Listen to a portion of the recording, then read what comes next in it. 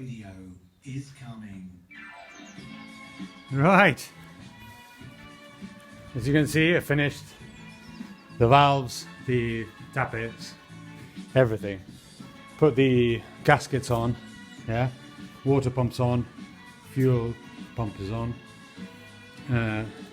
The outlet for the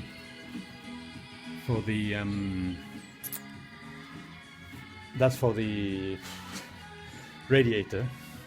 That's water. This is water, yeah, and that is oil, yeah.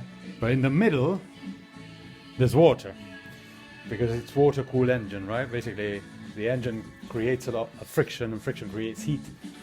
And the way, if there wasn't water in an engine or coolant, the heat would be so high that it would melt the bits, right? So it's water cooled. Some engines are air cooled, like the 911, the Porsche, and some motorcycles are also air cooled. But some iMacs 27 are liquid cooled. I found out recently they have like a radiator inside.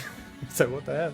Anyway, and then gave it a coat of that oxide, red oxide, and tomorrow we're going to paint it the original color of the Ford engines of that year, which was grey, interestingly enough, and then that goes green, and the radiator goes green in what's called war green, right, which is this basically.